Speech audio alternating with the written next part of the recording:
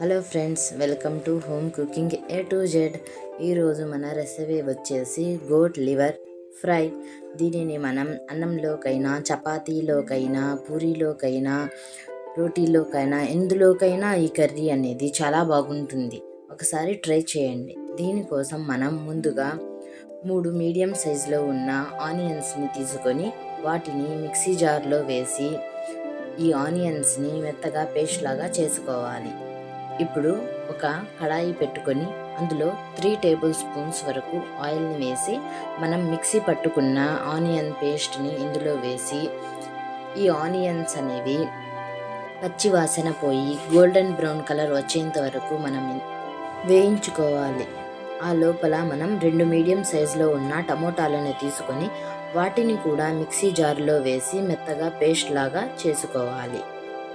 తర్వాత onions golden brown colour వచ్చిన తర్వాత ఇందులో 2 టీ స్పూన్స్ వరకు అల్లం వెల్లుల్లి పేస్ట్ వేసి అల్లం వెల్లుల్లి పేస్ట్ అనేది పచ్చి వాసన పోయేంత వరకు వేయించుకోవాలి. తర్వాత టమాటాలను మిక్సీ పెట్టుకున్నాం కదా, ఆ మిశ్రమాన్ని కూడా మనం ఇందులో వేసి టమాటాలు పచ్చి వాసన పోయి అందులో నూనె పైకి తేలేంత వరకు మనం వేయించుకోవాలి. అలా వేయించుకున్న తర్వాత మనం ఇందులో 1/2 టీ స్పూన్ వరకు పసుపు, మీ టేస్ట్కి తగ్గట్టుగా కారం, మీ టేస్ట్కి తగ్గట్టుగా ఉప్పు వేసి వాటిని కూడా వేయించుకొని 2 పచ్చిమిర్చీలను సన్నగా కట్ చేసి వేసుకోవాలి. మీకు పచ్చిమిర్చి ఇష్టం లేకపోతే మీరు దీని బదులు రెడ్ చిల్లీ పౌడర్నైనా వేసుకోవచ్చు. ఇప్పుడు ముందుగానే కడిగి శుభ్రం చేసుకున్న 250 గ్రామ్స్ మటన్ లివర్ని వేసి దానిని కూడా ఇందులో ఫ్రై చేసుకోవాలి. మనకి అవసరం అనుకుంటే కొన్ని నీళ్ళైనా వేసి వీటిని ఉడికించుకోవాలి. ఇందులో కలర్ కోసం నేను 2 టీ స్పూన్స్ వరకు కాశ్మీరీ రెడ్ చిల్లీ పౌడర్ని యూస్ చేశాను.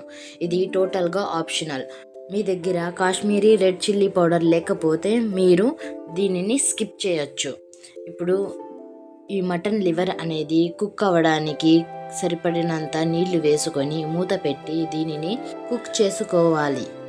ఇలా మధ్య మధ్యలో మనం మూత తీసి కొంచెం సేపటి తర్వాత ఒకసారి బాగా కలుపుకొని తర్వాత మళ్ళీ మూత పెట్టి ఉడికించుకోవచ్చు. చూడండి, ఇలా మధ్య మధ్యలో మనం మూత తీసి చెక్ చేసుకోవాలి. కొన్ని రోజుల ముందే మటన్ ఆలు కర్రీని మన తెలుగు వారికి నచ్చేలాగా నేను వీడియోని చేశాను. ఆ వీడియో లింక్ కూడా నేను డిస్క్రిప్షన్లో ఇస్తాను. ఎవరైనా ఇంట్రెస్ట్ ఉంటే ఆ వీడియో డిస్క్రిప్షన్లో వెళ్ళి చెక్ చేయవచ్చు. అన్నంలోకైతే ఈ కన్సిస్టెన్సీ సరిపోతుంది. మీరు అన్నంలో కాకుండా చపాతీ, పూరీలోకి కానీ అయితే దీనిని ఇంకొంచెం డ్రైగా చేసుకోవాలి. మనకి ఎంత డ్రైగా కావాలి అనుకుంటే మనం అంత డ్రైగా చేసుకొని తర్వాత గ్యాస్ ఆపేసి దీనిని కొత్తిమీరతో గార్నిష్ చేసుకోవాలి. అంతే అండి, మన గోట్ లివర్ ఫ్రై అనేది రెడీ అయిపోయింది. ఈ వీడియో మీకు నచ్చినట్లయితే లైక్ చేయండి, మీ ఫ్రెండ్స్ అండ్ ఫ్యామిలీకి షేర్ చేయండి. ఇలాంటి మరెన్నో వీడియోస్ కోసం మా ఛానల్ని సబ్స్క్రైబ్ చేసుకోండి.